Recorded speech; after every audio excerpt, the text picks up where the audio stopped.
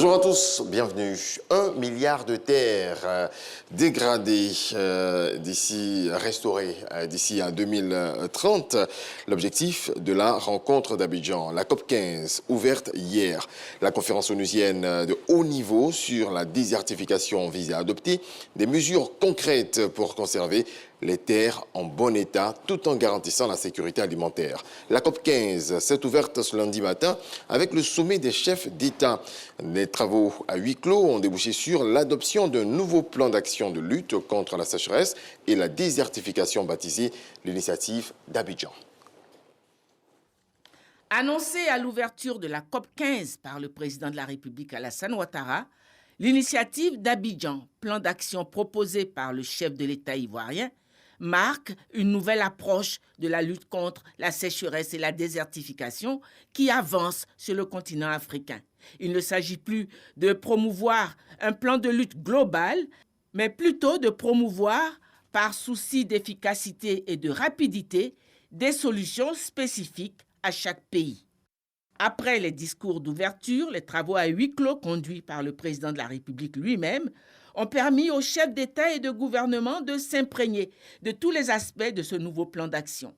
À l'unanimité, ce nouveau plan d'action baptisé l'initiative d'Abidjan a été adopté. Le président de la République a été désigné par ses pairs pour promouvoir un plaidoyer de ce nouveau plan d'action auprès de la communauté des donateurs.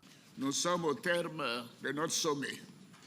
Je voudrais vous remercier pour les échanges francs, directs et fructueux que nous venons d'avoir. Comme je l'ai dit dans mon mot d'ouverture, nos populations attendent beaucoup de nous. Nous ne pouvons pas décevoir leurs espoirs. Il nous faut donc agir vite et de façon collective pour lutter contre la dégradation des terres et redonner vie à nos terres. À cet effet, notre sommet peut légitimement se féliciter de l'adoption de l'appel d'Abidjan qui constitue un message fort qui devrait inspirer les travaux de la COP 15 et bien au-delà. Je vous remercie pour le soutien que vous avez apporté à l'initiative d'Abidjan et j'espère pouvoir compter sur les partenaires au développement pour nous accompagner dans sa mise en œuvre. Je vous encourage à vous inspirer de cet instrument et bien évidemment à l'adapter aux spécificités de vos pays respectifs, comme je l'ai indiqué, dans le cadre de la lutte contre la désertification et de vos politiques de restauration des terres. Je reste persuadé que les partenariats que nos gouvernements vont forger avec le secteur privé, la société civile et les communautés de base nous permettront de consolider les acquis d'un développement durable, soucieux de l'équilibre de notre écosystème et générateur d'emplois et de revenus. Je voudrais une fois de plus saluer nos partenaires techniques et financiers pour leur importante contribution à nos discussions. C'est sur donc ces mots d'espoir et de gratitude que je déclare clos le sommet des chefs d'État et de gouvernement sur le thème « Sécheresse et restauration des terres » dans le cadre de la 15e session de la conférence des parties à la Convention des Nations Unies sur la lutte contre la désertification. Merci. La COP 15 se veut ainsi le point de départ d'une nouvelle stratégie de lutte. La première dame de Côte d'Ivoire, Dominique Ouattara, a présidé un caucus sur le genre ce lundi, premier jour de la COP 15 qui se déroule à Abidjan. C'est la deuxième édition qui est organisée à cet effet de positionner la question du genre au centre des débats relatifs au changement climatique et à la désertification et surtout d'accélérer l'accès équitable des femmes à la gestion des ressources. On écoute la première dame de Côte d'Ivoire.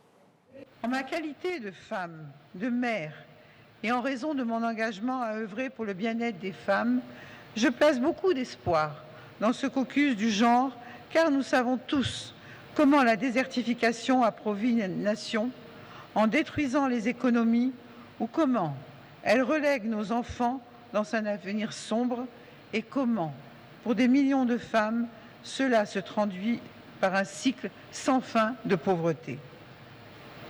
Nos sœurs passent des heures à chercher de l'eau, à labourer un sol aride, en plus d'effectuer leurs tâches ménagères habituelles.